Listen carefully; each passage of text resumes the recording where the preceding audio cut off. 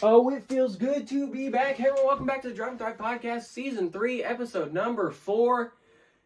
If you can't tell, I look exactly like I did in the last episode. That's because this is literally filmed 3 seconds after we finished episode number 3, technically 4, because this is the continuation of last week's video.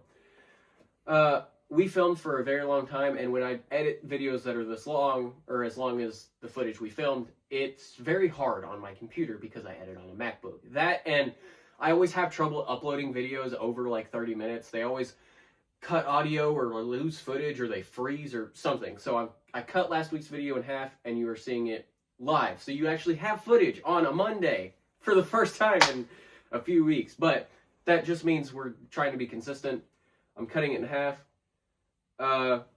You guys will obviously see just the continuation of last week. So if you're new here and you haven't, go down below and subscribe. That is the Instagram. Obviously there will be no after intro technically, so Brady won't be, we'll just be talking. Got it. We're just going to use the same outro for both things. And yeah. Hope you guys enjoy, and go ahead and roll the intro. Alright, I'm Gooch. Hey everybody! Hey everyone, welcome back to the Drive and Thrive Podcast, where the mics are fake. The mics are fake. Mics are fake. And we're even faker. And we're even faker. And we're even faker. He is back. One don't know what. Yeah, that was crispy. This guy is one of my best friends. Hey, I got my co-host Batman with me. What's up? We're being consistent. This is Hedgehog. This is Yellow Figures out. And we're just casually got nothing to do. We're gonna pop it.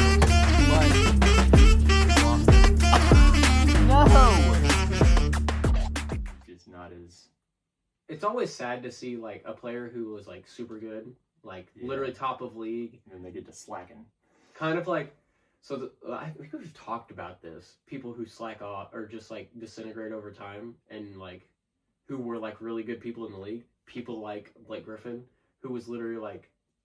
Oh yeah. The best player in the league. Best in-game dunker, in my own opinion. Literally just like catching lobs and posterizing people, and then all of a sudden he got injured and was injured. doing windmills on people. Like He went to the Pistons and he literally changed his game, because when he was with the Clippers, all he did was dunk. That's literally all he did was posterize people. And then he went to Detroit, and all of a sudden he had handles, could shoot the 3-ball, he crossed people over, But he could shoot, and he dunked. His dunking went from here down here because he could do everything else. Yeah, but that's also because he was coming off of an injury. I think other than injuries, the second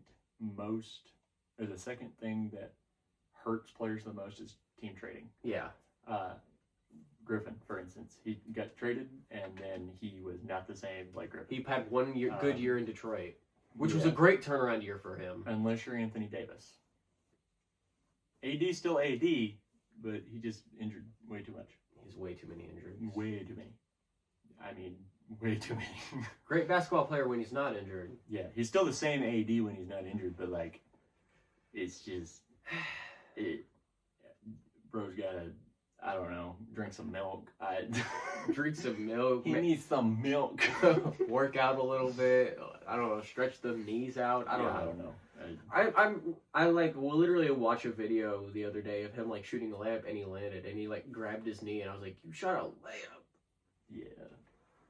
And also, it's like after Kobe snapped his Achilles, you're never going to be the same player, after that. Right. Kyrie tore his ACL?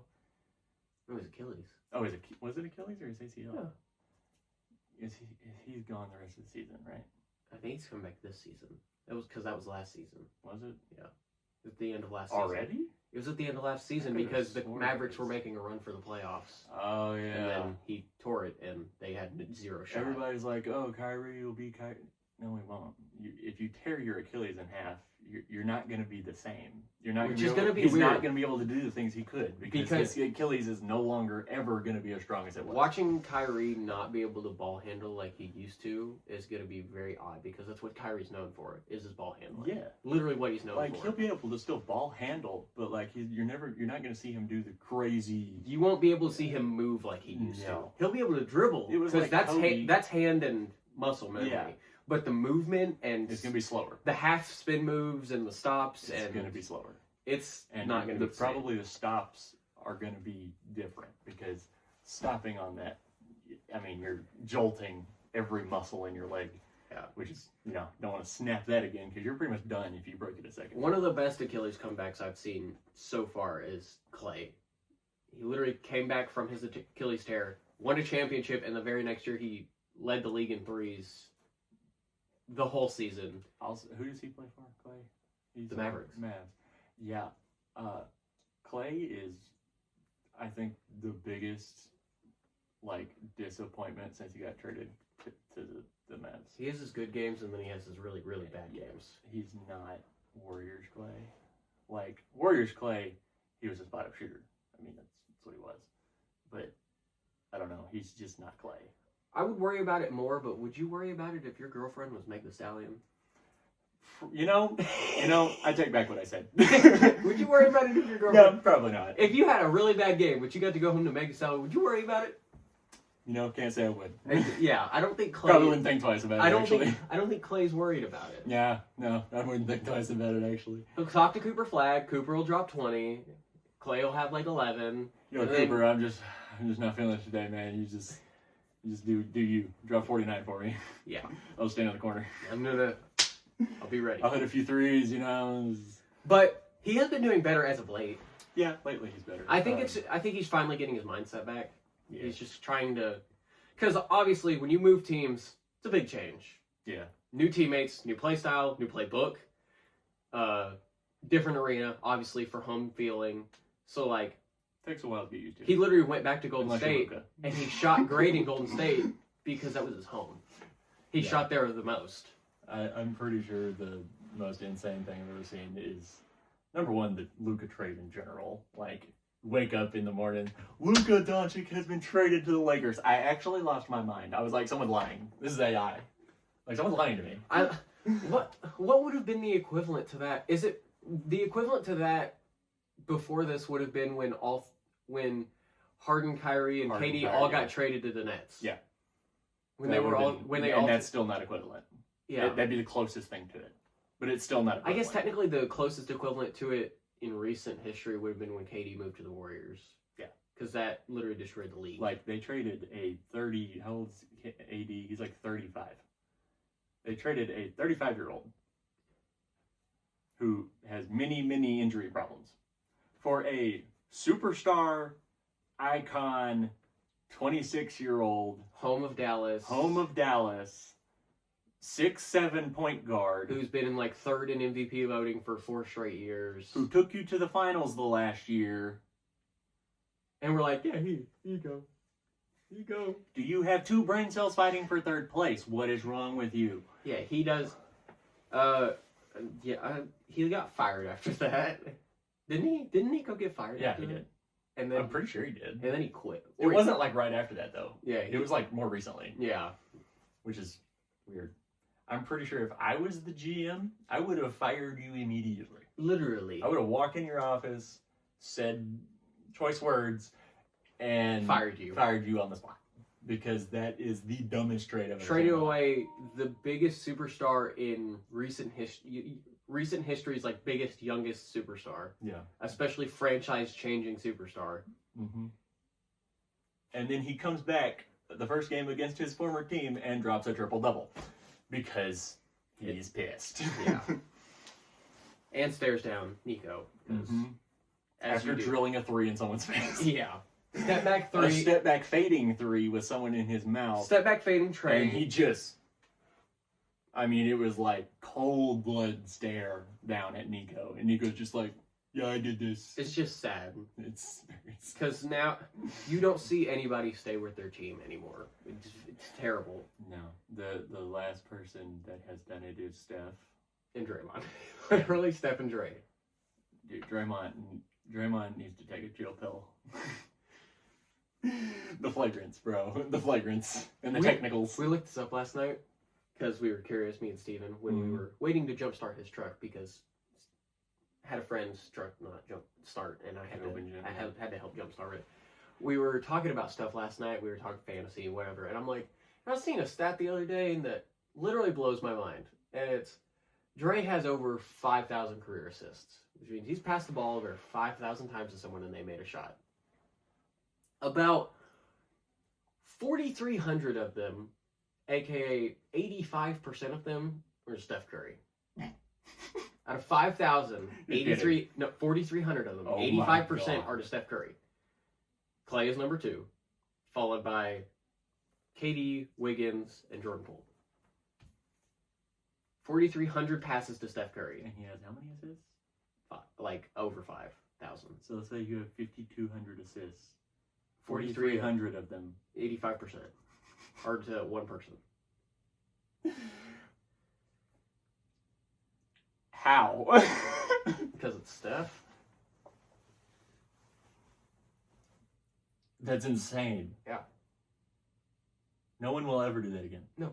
No. No one will ever have 4,000 plus passes to a singular person. Other than Steph, Draymond, the last person that has stayed with their team is Kobe. Giannis. And he's about to leave. He's about to leave. I was going to say, you can't even say him anymore because he is leaving. But he has been there for... He has been. Over 10 years. I'm talking whole career. The last gonna be three people. Steph, Draymond, and Kobe. Steph's going to be like the last one. Yeah, I don't... Unless the Lakers keep AR. Because AR likes the Lakers. And I'm sure he would choose to stay there. But with how good AR is, and I really hope LeBron just leaves after this year. Because we don't need 3 people. Just go back to Cleveland. I really would love that if he would just go back to Cleveland with his retirement tour. Or go to Miami. I don't care. Or Miami. Yeah, either one. Go do your retirement tour, whatever. Ironically, I kind of liked LeBron when he was in Miami, mainly because he was catching lobs from Dwayne Wade and postering people, but that's the only reason I liked it. Now, granted, recently, watching 42-year-old LeBron James still dunk on people is kind of crazy. Like, I don't like LeBron, but he's 42, and he's still doing that, which is insane. Catching lobs from people. He's still catching lobs. Yeah. It's nuts. Sadly. Imagine being 42 years old. Can you do that? You think you would be able to do that at 42 years old? Brady, I can't dunk right now.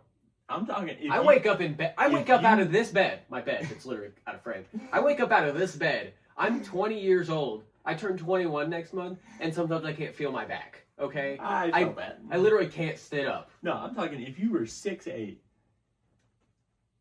and athletic, without our family's history of back issues, without our problems as a species, do you think at 42 years old you're gonna be catching lobs from people? No. I didn't think so. My dad's literally turning 40 next month, and he can't Kobe move. couldn't do it at 38. Obviously, he had injuries. That's too many injuries. But and it sucks on the Kobe thing because like I really wish he would have been better on the back end of his career, like the last 3-4 years. Yeah. After he retired in 16. Yep. I would say like probably 12 to 16 Man, was like talk about 10 years ago, 2016. You just said that. Oh God. 2016 was a great year for a lot of people. Yeah, it wasn't for me. That was the year after you got out of high school. Yeah, it wasn't a great year. It was terrible, actually. What would I have been in? I would have been in I think I was in middle school. Great times. That was a year after high school. I was still had PE highlight clips.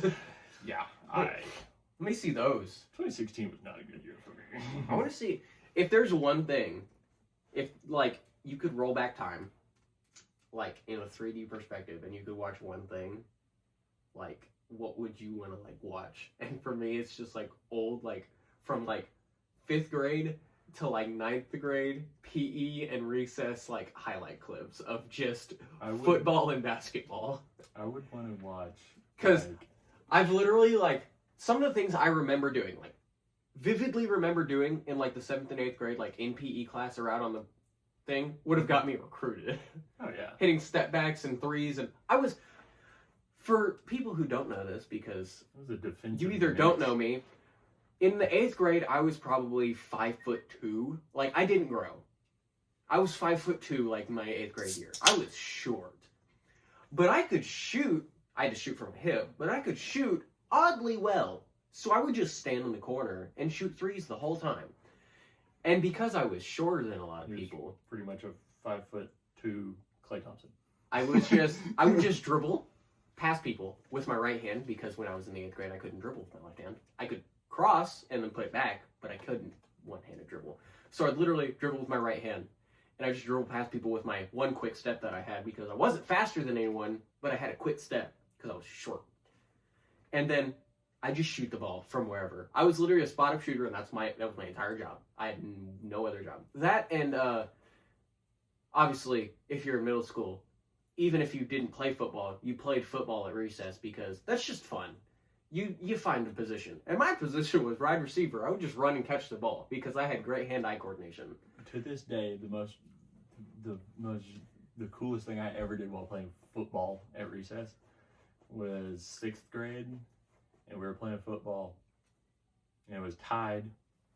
I don't remember the team or nothing. I just remember this because it was nuts. We had like 15-minute recess. Yeah. That's about it. Well, 15 minutes goes by pretty fast. Well, we were playing football, and I was pretty much wide receiver, and they throw it to me, and there's 2 people like right in front of me, and I'm running this way, like to my right, and I can tell it's going short, and there's a dude right in front of me. He misses the ball out of his hands, and he's standing there like this. I reach down with one hand between his legs and catch the ball one-handed between his legs for a touchdown, and it was like the most insane thing I've ever done in my life. I'm going to say this right now. I was Odell Beckham before Odell Beckham was Randy Moss. So we played with either an actual football, which was massive. I had to catch that thing with 2 hands. There was no shot. I was catching a normal-sized football in the 8th grade with... Yeah, but imagine 8th grade me. My hands are not this size. Yeah. I can catch a normal football one-handed now, but we would play with that or Nerf footballs, which were like the best football ever. Yeah, see, 6th grade, I was still 6'1". Yeah.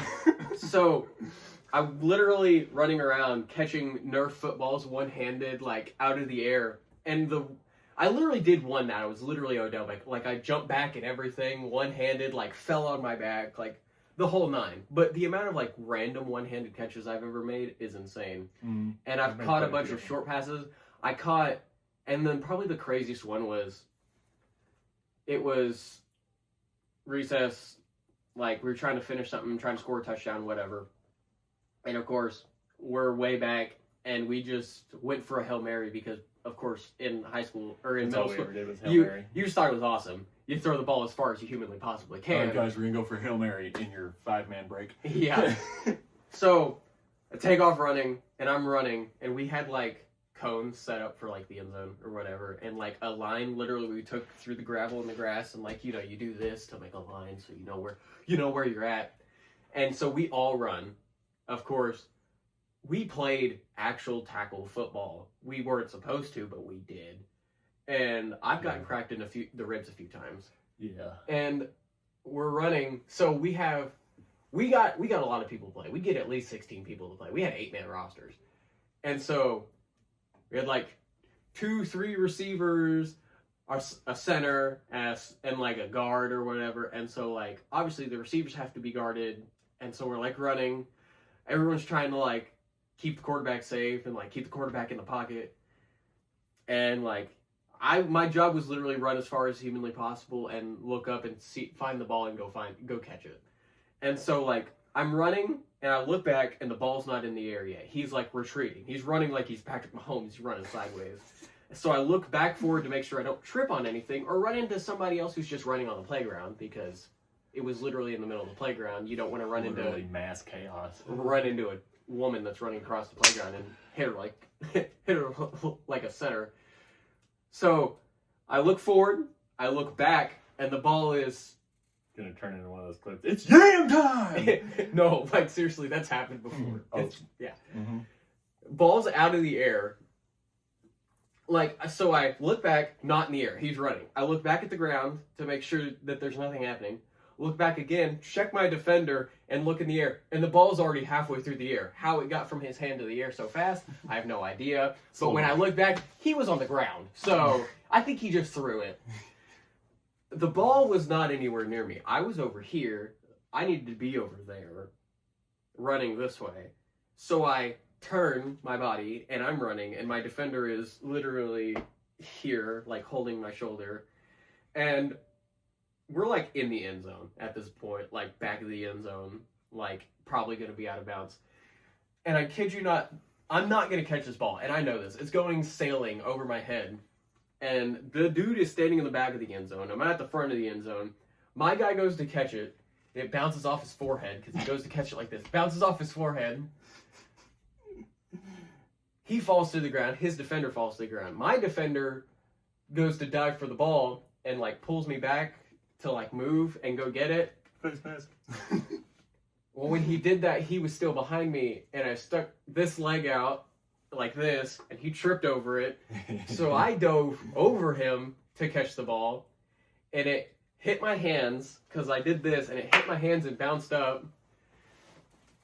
And I was like on top of this guy because I dove over him, and it bounced up, and I rolled, and I caught it, and I put it in my chest. And everyone was like, it was like probably the most insane thing to watch because it's literally like, it's a 6th grader playing literally NFL football. And it was like the best catch I'd ever made in my life. And they were like, it hit the ground. I'm like, it didn't hit the ground. I swear. I put it on my mama. Hand on the Bible. It didn't touch the ground. But literally the dude's forehead had a giant red circle on it from where the Nerf football hit it, crushed into his face, and then bounced off. And it was really funny. Actually hilarious. There was, we had a time in basketball practice. I think it was like 10th grade. And, no, it was 11th grade. It was my junior year. And my buddy was chunking full court shots before Coach got in there. And Coach hated that. And he chunks one, right? And as Coach is walking in, and Coach goes, if I see you do that again, we're running all practice. And my buddy, being him, he was like, he's like, come on, Coach. If I make this next one, we get to scrimmage and then go home. And Coach was like, all right, but what if you miss? We'll run all practice. We all looked at him. I would have punched that kid in the face. Oh, dude. We all looked at him with like this, we're gonna murder you in the locker room. And Coach was like, deal. Shakes his hand before any of us can say anything. And we're all sitting there like, bro, come on, man. Kid you not? Chunks it. Nothing but net. Best practice ever. Dude, all of us are jumping around like we just won a championship. Just, yeah! Let's go! And Coach is just standing there like bewildered. He's just like cannot believe he just made that.